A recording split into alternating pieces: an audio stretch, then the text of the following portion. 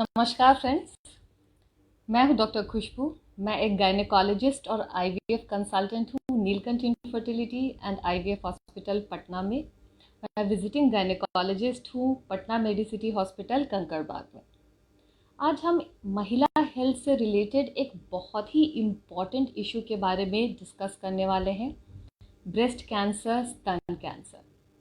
लेकिन इसके पहले मैं कॉन्ग्रेचुलेट करना चाहूँगी आस्था फाउंडेशन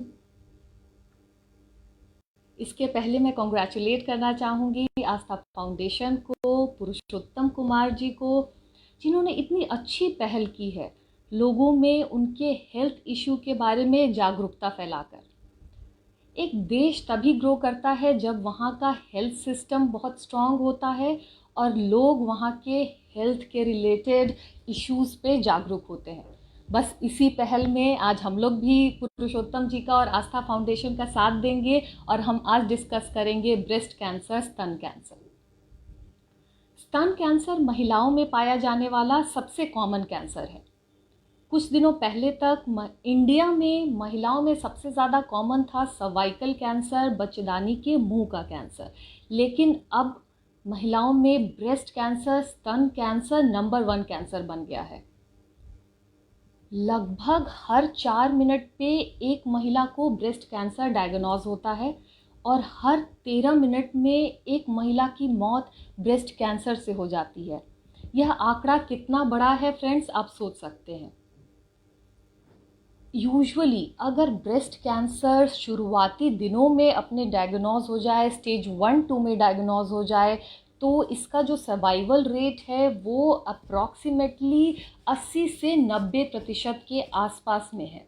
जबकि अगर लेट स्टेज में ब्रेस्ट कैंसर को डायग्नोज किया जाए तो इसका सर्वाइवल काफ़ी कम हो जाता है, सिर्फ 10 से 15% होता है।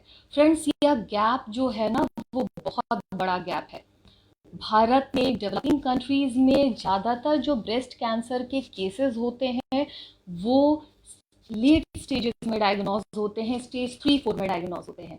जबकि डेवलप्ड कंट्रीज में जहाँ पे इस बीमारी को लेके जागरूकता है, अर्ली स्टेज में इस कैंसर को डिटेक्ट कर लिया जाता है।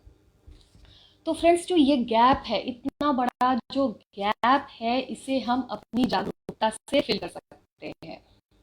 अगर आपको पता होगा कि ब्रेस्ट कैंसर के क्या शुरुआती लक्षण होते हैं, कैसे प्रेजेंट करती है, या अगर आपको ऐसे कुछ लक्षण आ रहे हैं तो आपको क्या ट्रीटमेंट लेना चाहिए, तो इसको अगर इसके बारे में अगर आपको जानकारी होगी तो आप इससे आसानी से लड़ सकते हैं।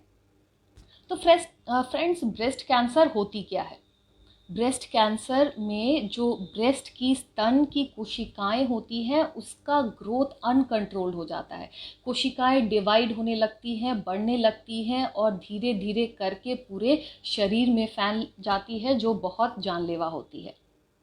यूजुअली जो सबसे कॉमन सिम्टम है जो महिलाएं प्रेजेंट करती है ब्रेस्ट कैंसर के साथ, वो है ब्रेस्ट लंप, मतलब स्तन में गांठ बन जाती है। यूजुअली जो कैंसर से रिलेटेड गांठ होती है वो काफ़ी हार्ड गांठ होती है। महिलाएं जब अपना ब्रेस्ट एग्जामिनेशन करती हैं उन्हें महसूस होता है कि कोई गांठ सी बन गई है। ये गांठ जो होती है हार्ड होती है, इर्रेगुलर होती है, मार्जिन्स इर्रेगुलर होते हैं, स्मूथ मार्जिन्स नहीं होते हैं। ये यूजुअली ऐसी गांठों में दर्द नहीं होता है, ये गांठ फिक्स्ड होती है आपके चेस्ट वॉल से, या अगर मान लीजिए ये ट्यूमर है तो आपके छाती के जो वॉल है या तो उससे फिक्स्ड होगी या ऊपर की स्किन से यूजुअली फिक्स्ड होती है।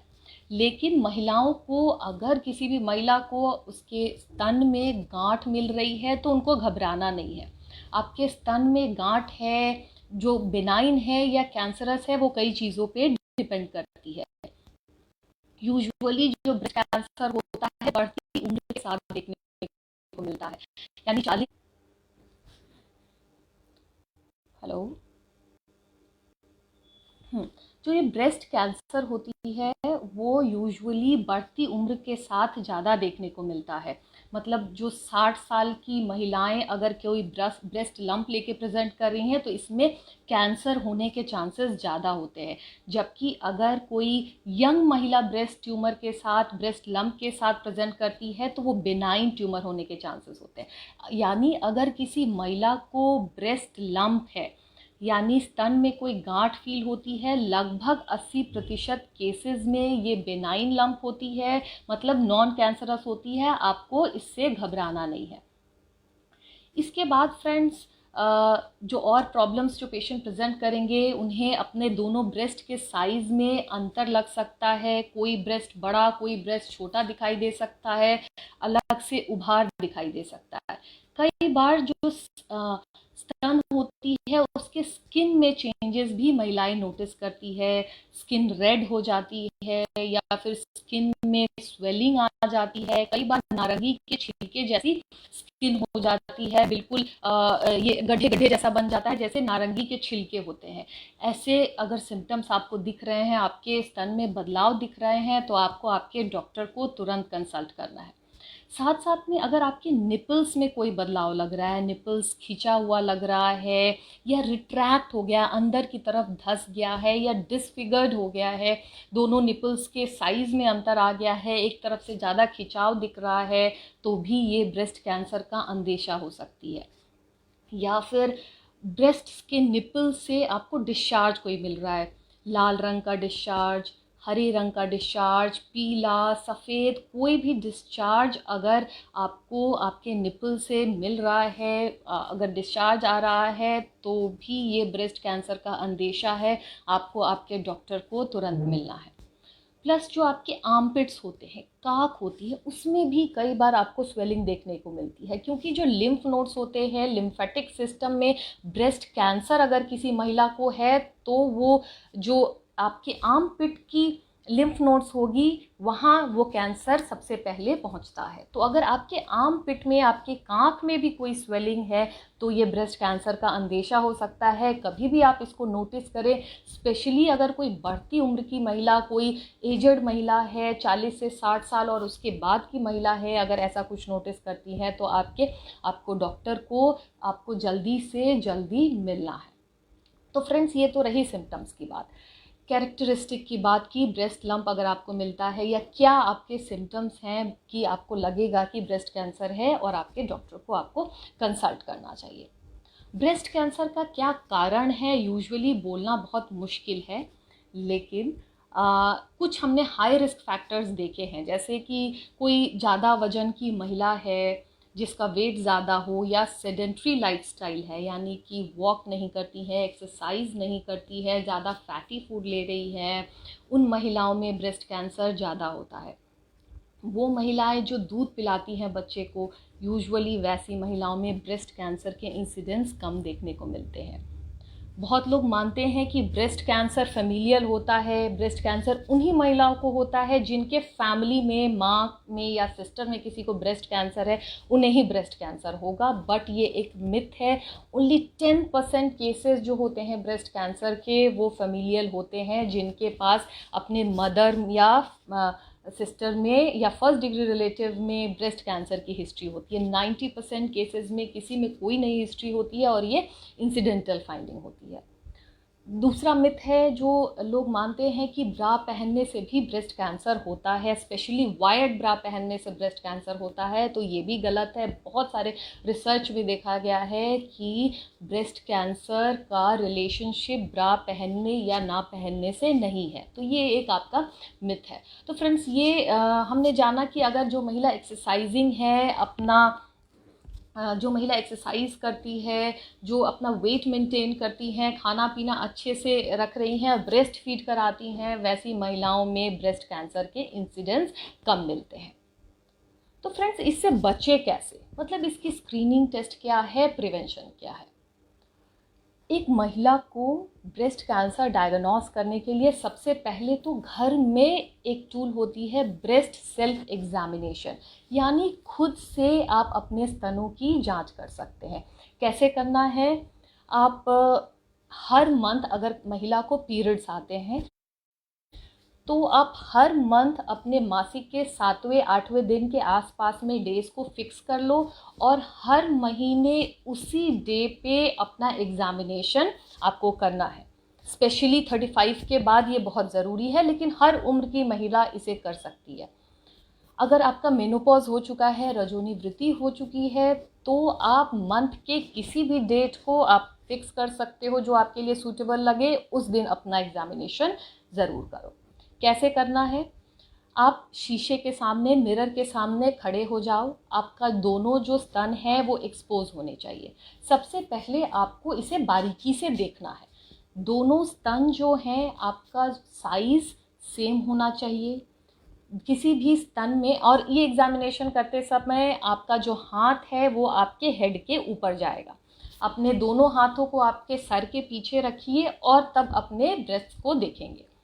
अगर किसी भी ब्रेस्ट में कोई उभार नज़र आता है, कोई भी रेडनेस नज़र आती है, जितने भी सिम्टम्स की हमने बात की है, कोई स्वेलिंग नज़र आती है, कुछ भी ऐसा आपको एबनॉर्मल नज़र आता है, तो आपको आपके डॉक्टर्स को कंसल्ट करना है। निपल्स को देखना है कि सेम पोजीशन पे हैं कि नहीं है। बहुत सारी चीज़ें हैं जो हमने अभी डिस्कस की है, उन सिम्टम्स को नोट करना है, ये देखना है। उसके बाद सेकेंड चीज़ कि अब दोनों हाथ जो आपने पीछे रखा था उसे अब कमर पे ले आए और हाथ को टाइट करें। इस तरह से आपको इस चीज़ को टाइट कर लेना है, जिससे कि आपकी जो चेस्ट की मसल है टाइट हो जाएगी और ब्रेस्ट बहुत उभर के आएगा। तो कोई भी छोटी मोटी गांठें भी होंगी इसमें बहुत अच्छे से दिखाई देंगी। इंस्पेक्शन कर लेने के बाद आपको इसका पाल्पेशन करना है अपने ब्रेस्ट का, मतलब कि इसे छू कर दबा कर देखना है। पाल्पेशन के लिए आप अपनी इन 3 उंगलियों का इस्तेमाल कर सकते हो। ये 3 उंगलियों के टिप को आपको यूज़ नहीं करना है, मतलब आप ऐसे करके दबा दबा के नहीं देखोगे, इस सरफेस को यूज़ करोगे।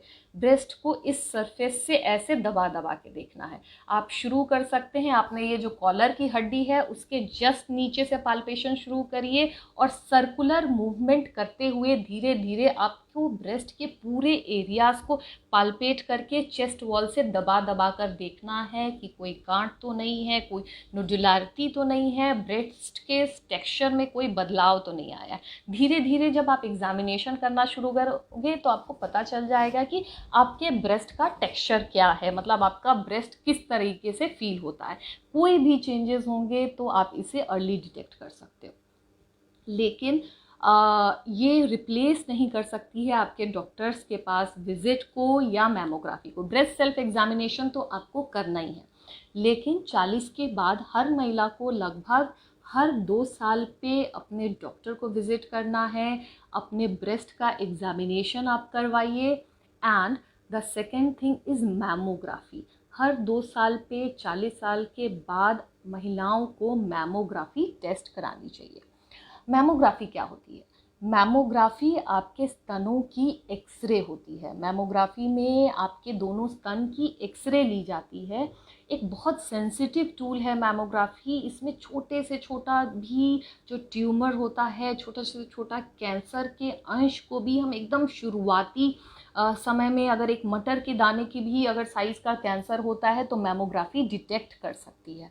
तो अगर आप ब्रेस्ट सेल्फ एग्जामिनेशन करेंगे, अपने डॉक्टर्स को टाइमली विजिट करेंगे, टाइमली मैमोग्राफी कराएंगे, और कभी भी आपको एग्जामिनेशन में, ब्रेस्ट सेल्फ एग्जामिनेशन में कोई भी अंतर पता चलता है तो तुरंत अपने डॉक्टर को कंसल्ट करना ज़रूरी है। तो फ्रेंड्स, सपोज़ आपके ब्रेस्ट सेल्फ एग्जामिनेशन में या मैमोग्राफी के दौरान अगर कोई ट्यूमर डिटेक्ट होता है, मतलब कोई स्वेलिंग डिटेक्ट होती है, तो क्या करना है? इसके आगे का स्टेप यूजुअली आपके ऑन्कोसर्जन और ऑन्कोलॉजिस्ट मिलकर करते हैं। सबसे पहले तो आपके जो ब्रेस्ट है उसकी एफएनएसी या बायोप्सी की जाती है। बायोप्सी मतलब कि वो जो ट्यूमर का टुकड़ा है या जो वो ट्यूमर है उससे डायरेक्टली सेल को निकाल लिया जाता है, मतलब वहाँ से कोशिकाएं टेस्ट के लिए ले ली जाती हैं, उसे हम लैब भेज देते हैं हिस्टोपैथ एग्जामिनेशन के लिए। लैब से हिस्टोपैथ एग्जामिनेशन में आपको अगर कैंसर होगा तो यह कंफर्म हो जाता है कि कैंसर है। उसके बाद आपकी स्टेजिंग की जाती है कैंसर की, कि कौन से स्टेज में कहाँ तक फैला है कैंसर। यूजुअली अगर आप रेगुलर फॉलोअप पे रहते हैं तो हम बहुत अर्ली स्टेज 1-2 में ही, जहाँ पे जो ट्यूमर होती है, जो कैंसर होता है वो ब्रेस्ट के अंदर ही सीमित होता है, उस केस में ही डायग्नोस कर लेते हैं। जब हमने डायग्नोसिस कर ली, पता चल गया कि कैंसर है, तो यहाँ पे फिर रोल आता है वही आपके ऑन्कोसर्जन एंड ऑन्कोलॉजिस्ट का। अगर शुरुआती दिनों में आपके कैंसर होती है, अगर स्टेज 1-2 के आसपास अगर आपको कैंसर डिटेक्ट होता है, स्टेज 1-2 मतलब जब आपका जो ब्रेस्ट कैंसर है वो आपके ब्रेस्ट में ही सीमित है, तब हम यूजुअली मास्टेक्टमी, मतलब कि जो ट्यूमर है उसको निकालने का, वो ट्यूमर मास को ही हम हटा देंगे, मास्टेक्टमी पहले करते हैं, उसके बाद रेडिएशन या कीमोथेरेपी की ज़रूरत पड़ती है। यानी कि पहले सर्जरी की जाती है और उसके बाद कीमो या radio according to your oncologist advice करके दी जाती है।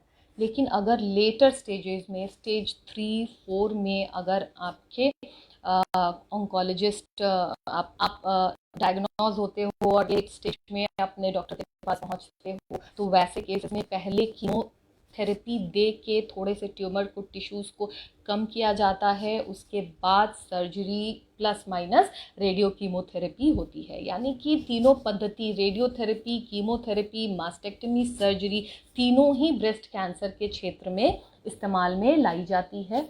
कई बार हार्मोनल थेरेपी भी ब्रेस्ट कैंसर के केसेस के लिए यूज़ होती है।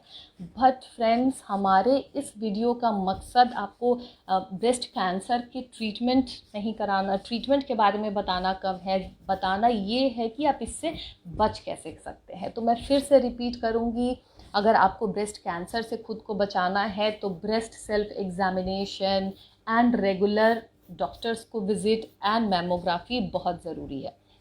फिर भी ये मैं नहीं बोलूँगी कि आपके अगर स्तन में कोई भी प्रॉब्लम आए, कोई भी चेंजेस आए तो आप घबरा जाए।